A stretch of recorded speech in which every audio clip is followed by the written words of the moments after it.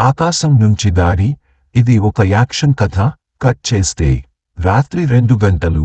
New York, London, Mumbai, Tokyo ప్రతి నగరం లోతైన నిద్రలో ఉన్నాయి. ఆ సమయంలో ఆకాశంలో ఒక అద్భుతమైన వెలుగు కనిపించింది. ప్రజలు సోషల్ మీడియాలో వీడియోలు షేర్ చేస్తూ ఆ వెలుగు గురించి మాట్లాడుకుంటున్నారు. కానీ ఆ వెలుగు క్రమంగా వందల నౌకలుగా విడిపోయి భూమి వైపు దూసుకొచ్చింది.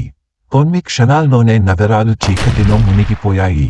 విద్యుత్ సిస్టమ్, కమ్యూనికేషన్ శాటిలైట్స్, మిలిటరీ రాడార్లు అన్నీ ఒక్కసారిగా మూగబోయాయి. శత్రువులు ఎలక్ట్రోమాగ్నెటిక్ పల్స్ వదిలారు. మానవుల భయంతో పరుగులు పెడుతున్నారు. ఐక్యరాజ్యసమితి ప్రధాన కార్యాలయం పేలిపోవడంతో ప్రపంచ నాయకులు రహస్య కమ్యూనికేషన్ లింక్ ద్వారా సమావేశమయ్యారు. అమెరికా అధ్యక్షుడు మాట్లాడుతూ, ఇది సాధారణ దాడి కాదు, ఇది మన ఉనికినే ప్రశ్నించేలా ఉంది. భారత ప్రధాని మాట్లాడుతూ, ప్రపంచం ఒకే గూటిలో చేరకపోతే మనకు రక్షణ లేదు అని హఠాత్తుగా ఒక్కసారిగా వెళ్లిపోయారు.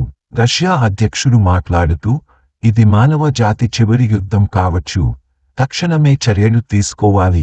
ప్రజలు గందరగోళంలో ఉన్నారు. ఎక్కడికక్కడ భయంకర దృశ్యాలు.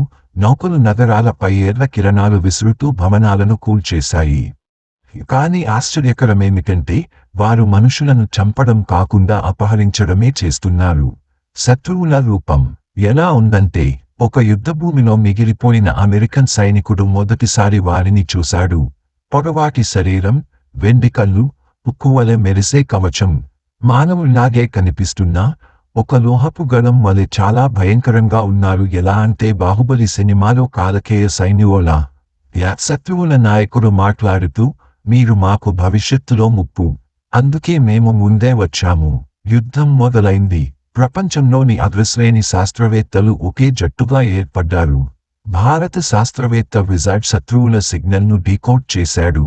వారి అన్ని నౌకలు ఒకే కమాండ్ కోర్ ద్వారా నియంత్రించబడుతున్నాయి. అది భూమి చుట్టూ తిరుగుతున్న ఒక గ్రహశకలంలో ఉంది అని తెలుసుకున్నాడు. మనం అణ్వాయుధాలతో గెలవలేం. వారి టెక్నాలజీని లోపల నుండి ధ్వంసం చేయాలి. అమెరికా జనరల్ మాట్లాడుతూ, అది ఆత్మహత్య మిషన్ అయినా సరే ఇది మన చివరి అవకాశం. వాళ్ళ టెక్నాలజీని ధ్వంసం చేసి తీరాలి అంటూ గట్టిగా అరిశాడు. ఈ మిషన్ కోసం ఫీనిక్స్ స్క్వాడ్ అనే 5 పైలట్లు ఎంపికయ్యారు. వారు స్పేస్ ఫైటర్స్లో బయలుదేరారు. శత్రు నౌకల మధ్యలో తారసపడి ఆవిరైపోయేంత దాడులు ఎదురైనా ధైర్యంగా ముందుకు సాగారు. గ్రహశకలం లోపలికి చేరుకున్నప్పుడు విజార్డ్ తయారు చేసిన క్వాంటమ్ వైరస్ చిప్ని కోర్ సిస్టంలో అమర్చారు. అదే సమయంలో వెండి కళ్ళ శత్రువులు వారిని అడ్డుకున్నారు. శత్రు నాయకుడు మాట్లాడుతూ, మేము గెలుపు కోసం రాలేదు. మీ నాగరికత భవిష్యత్తులో విశ్వానికి ప్రమాదకరం, అందుకే మిమ్మల్ని ఆపడం మా కర్తవ్యం అని గట్టిగా మాట్లాడటం జరిగింది. అప్పుడు మన విజార్డ్ మాట్లాడుతూ, అది మీ నిర్ణయం, కానీ మేము మా జీవితం కోసం పోరాడుతున్నాం అని శత్రువులకు బదులు ఇవ్వడం జరిగింది. తీవ్రమైన యుద్ధం జరిగింది. చివరికి వైరస్ యాక్టివ్ అయింది. క్షణాల్లోనే శత్రు నౌకలు ఒక్కొక్కటిగా ఆగిపోయాయి. భూమిపై దాడులు ఆగిపోయాయి. ప్రజలు ఆనందంతో కేరింతలు కొట్టారు. భయంకర మలుపు. భూమి విజయం సాధించింది అని అనుకునే సమయంలో కమాండ్ కోర్ నుండి ఒక చివరి సందేశం వచ్చింది. మీరు ఈ రోజు గెలిచారు, కానీ ఇది కేవలం మొదటి దశ. మేము మళ్ళీ తిరిగి వస్తాం, మరింత బలంగా, మరింత క్రూరంగా. సిద్ధంగా ఉండండి. గ్రహశకలం పేలిపోయింది. నిశ్శబ్దం అలుముకుంది. ప్రపంచం ఊపిరి పీల్చుకుంది.